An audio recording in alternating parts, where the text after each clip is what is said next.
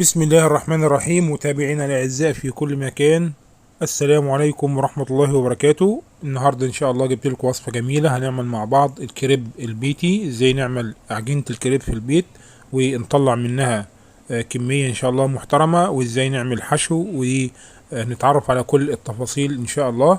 تابعونا لآخر الفيديو. نقول بسم الله الرحمن الرحيم. المقادير الكريب اول حاجه معايا هنقول بالكوبايه النهارده. المج اللي هو حضراتكم شايفين ده مج اهوت، يعني اللي احنا بنشرب فيه شاي او اي حاجه اهو. معايا 3 كوبايات من الدقيق، 3 كوبايات من الدقيق الفاخر.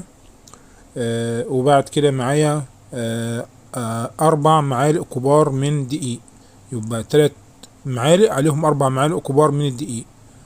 هي خطوة بخطوة ان شاء الله احنا مع بعض. يبقى تاني مقدار عجينة الكريب 3 كوبايات او 3 مج من الدقيق، وعليهم 4 معالق من الدقيق كمان، ومعلقة ملح صغيرة، ومعلقتين كبار من الزيت، معلقتين كبار من الزيت. وان شاء الله المقادير هكتبها لكم تحت في صندوق الوصف اسفل الفيديو ان شاء الله، عشان اللي حابب يرجع للمكونات. حطينا دلوقتي معلقتين كبار من الزيت. نبدأ نقلب المقدار ده مع بعض. يبقى تاني نقول تاني المقدار معايا 3 كوبايات من الدقيق، عليهم 4 معالق كبار من الدقيق، معلقتين كبار من الزيت، معلقة كبيرة ملح أو معلقة صغيرة ملح، معلقة صغيرة ملح. بنقلب المقادير دي كلها مع بعض، وبعد كده بنضيف المية. المية معايا 4 مجات او 4 كوبايات من المية. طبعا المج اللي ما عندوش المج ده ممكن يستخدم كوباية عادية، بس طبعا هيعير بيها كل المكونات بنفس الكوباية واحدة، تكون كوباية واحدة. معايا 4 كوبايات ونص من المية، 4 كوبايات ونص من المية. ادي كده 4 كوبايات، وادي نص الكوباية اهوت. وبعد كده بنقلب المقدار ده. يبقى 3 كوبايات دقيق و4 معالق كبار من الدقيق، عليهم 4 مجات او 4 كوبايات من المية ونص، 4 ونص من المية. بنقلب المقدار ده كله مع بعض كده عشان يتجانس مع بعض كله. يبقى تاني المقدار اهو قلناه، وهكتبه لكم ان شاء الله في صندوق الوصف برضو اللي حابب يرجع للمكونات. بنقلب بمضرب عشان لو في اي تكتلات او اي تخريزه يفكها على طول. اللي ما عندوش مضرب مش اي مشكله، عادي بمعلقه او شوكه عادي يفك التخريز. اهم حاجه ما يكونش فيه كلكعه او تخريزه في الدقيق. بنقلب كويس كده لغايه لما الدقيق يدوب كويس، وكده جاهزين ان احنا على طول نشكله في الطاسة. طبعا معايا طاسة تيفال اهيت من غير اي زيت ولا حاجة. على طول مقدار العجينة حوالي عن نص كوباية من العجين اللي احنا عاملينه، وبنفرده على طول في الطاسة، طاسة تيفال. اللي ما عندوش طاسة تيفال يا جماعة عادي ممكن صينية او طاسة عادية، وبس نمسحها مسحة بسيطة جدا من الزيت. ونبدأ نوزع العجينة اهيت. طبعا العجينة ديت من غير بيض ولا بيكنج باودر ولا اي حاجة، زي ما قلنا اقتصادية جدا. يا دوب العجينة تشد بنقلبها على الناحية التانية اهيت، يبقى من ناحيتين بتستوي العجينة على طول ومتاخدش وقت. هوريها لكم برضو واحدة واحدة. ادي المقدار اللي هو اهم حاجة الطاسة تكون سخنة شوية، ونصب فيها مقدار العجين. قلنا نص كوباية كبيرة من العجينة كده، ونبدأ نشكلها كده بالراحة ونوزعها. بنميل الطاسة يمين وشمال كده لغاية لما العجينة تتوزع في الطاسة كلها. وبنسيبها على النار. اول ما نلاقي العجينة فكت كده لوحدها بنقلبها على الوش التاني، وتاخد وشين وتطلع على طول. واول طبعا لازم ما تطلع تتغطى على طول عشان ما تنشفش. العجينة لازم تتغطى بورق فويل او فوطة نضيفة، او قطعة من القماش او اي حاجة عشان طبعا ما تنشفش. ادي هي بتاخد راحتها عادي لغايه لما طبقه العجينه اللي فوق اللي انتوا شايفينها ديت بتختفي خالص. ونبص كده اهوت بتتقلب لوحدها سهله خالص، ومن غير بيض ولا بيكنج باودر ولا اي مواد رفع ولا حاجه. عجينه اقتصاديه اي حد في البيت او اي المكونات كلها موجوده في البيت، دقيق وملح وميه، مفيش اي حاجه تانية، يعني حاجه بسيطه جدا وبتعمل معانا كميات كبيره. يعني عملت معانا حوالي عن 12 من عجينه كريب، 12 رغيف. وطبعا حاجه معموله في البيت، حاجه جميله جدا، وطلعه كانت طلعه جميله جدا وطريه. هتجربوها ان شاء الله وهتعجبكم. وقلنا مكونات اقتصاديه جدا، دقيق وملح ومعلقتين زيت وميه. ادي العجينه بعد ما خلصتها اهيت، ديت كميه العجينه او مقدار الكريب اللي انا عملته كله، طريه جدا وهشه وجميله جدا ومستويه، مسويينها كويس اهيت. ودي كده جاهزه ان شاء الله على الحشو على طول. ادي مقدار العجينه كانت حوالي عن 12 رغيف من الكريب. طب الحشوه هنجهزها ازاي؟ الحشوه هتكون ايه؟ طبعا الحشوه يا جماعه اللي حابب اي حاجه، صدور فراخ، لحمه مفرومه. النهارده انا معايا جبنه مطبوخه، جبنه شيدر مطبوخه، ومعايا صدور فراخ اللي هي الكوكي اللي هي الجاهزه، الفراخ اللي هي البانيه اللي هي الكريسبي ديت. دي الكيس بيجي على بعضه كده وبتتقلي في الزيت وبعد كده بتتقطع على طول. دي البانيه، فراخ البانيه اللي هي صدور فراخ بانيه. ومعايا جبنه شيدر، اللي حابب يحط جبنه موتزاريلا، اي نوع جبنه، مفيش اي مشكله. على طول بنجيب اللي هي البانيه اللي في صدور الفراخ، واللي هي الكوكي بنسميها الكوكي، وعلى طول على الزيت. الزيت يكون طبعا غزير وسخن، ونقليها في الزيت. هي ما بتاخدش وقت خالص، يعني هي يدوب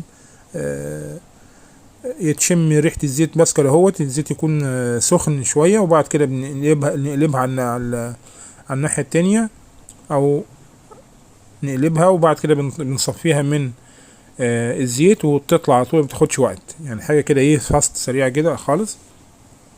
وطبعا ده بنسميه اللي هو ايه، الاكل السريع. وبس احنا طبعا عاملينه في البيت، وبيرمي معانا كمية على طول. بعد ما يستوي اهوت بنصفيه، ويكون دي شكله اهوت من الزيت، و يكون جاهز ان احنا نعمله حشوة للكريب. على طول بنجيب بعد ما خلصنا الكمية بنقطعه كده بالطول اهوت. بعد ما استوى مبياخدش وقت خالص في الزيت، بيستوي على طول، ونقطعه كده صوابع كده. قلنا طبعا الحشوة ممكن اي حشوة، لحم مفرومة، ممكن صدور فراخ تتاخد بلانشيه على النار كده، ممكن ينفع حلو وحادق وكده، مفيش اي حاجة. وادي هو هنحشي مع بعض. بنجيب الكريباية وبنحط عليها صدور فراخ وشوية من الجبنة وشوية من الكاتشب، وعلى طول بنقفل عجينة الكريب نص، وبعد كده بنقفل النص كمان نص، يبقى يدينا زي مثلث كده. ديت عجينة الكريب. وعلى طول بنشيلها عشان طبعا احنا عايزين نسيح الجبنة اللي في جوه الكريب. وبيكون معانا الطاسة اللي احنا كنا قالين فيها، الطاسة التيفال ديت. وعلى طول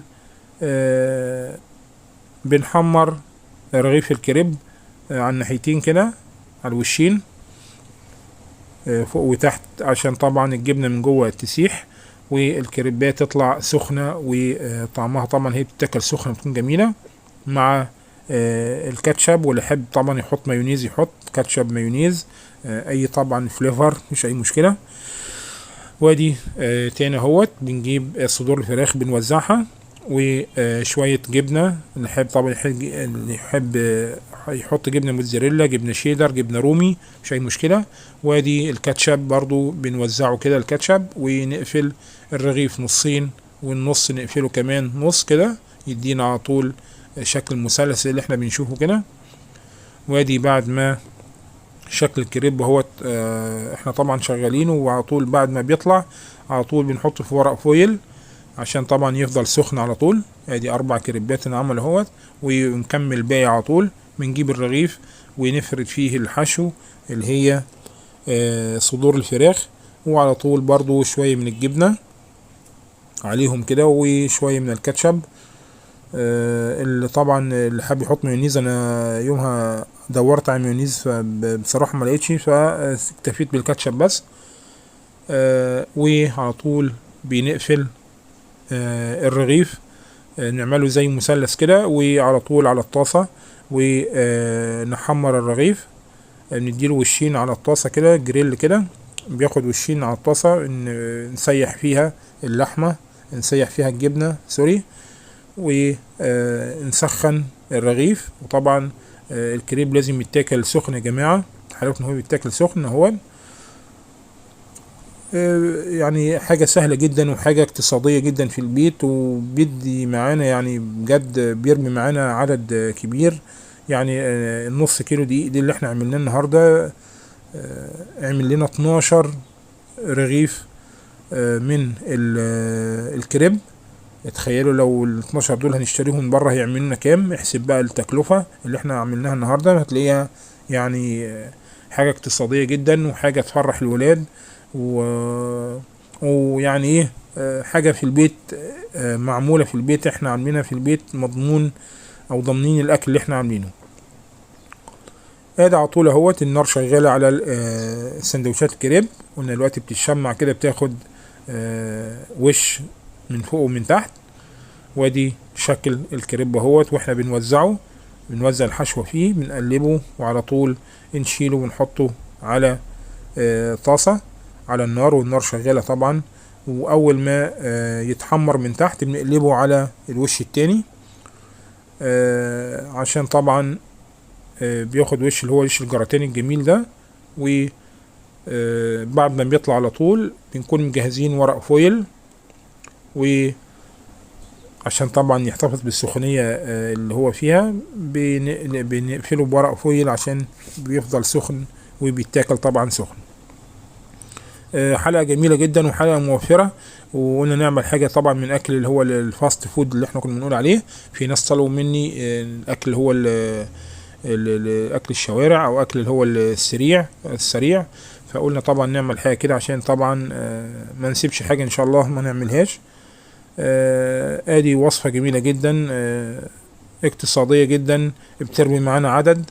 وادي بعد ما خد الوش اهو، شايفين الوش اللي احنا الكريب خده، وبنقلبه. ممكن نقلبه كده او نخلي الكريبايه وشها فوق والمثلث تحت، بس انا حبيت اوريكم وهي مفتوحه كده باين منها الحشوه عشان تشوفوا حشوه الفراخ اهي.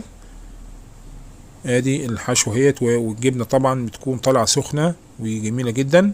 والعدد معانا رمت قلنا 12 من الكريب، 12 عدد كريب، حاجه جميله جدا. دي كانت حلقه النهارده، يا رب تعجبكم. يا ريت يا جماعه اللي شاف الفيديو، ادي طبعا شكل الحشوه اهي، وادي الجبنه والحشوه اللي فيها.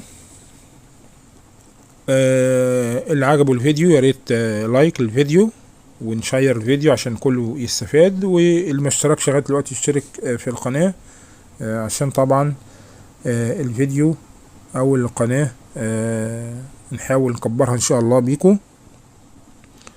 حلقه يا رب تعجبكم، حلقه كريب.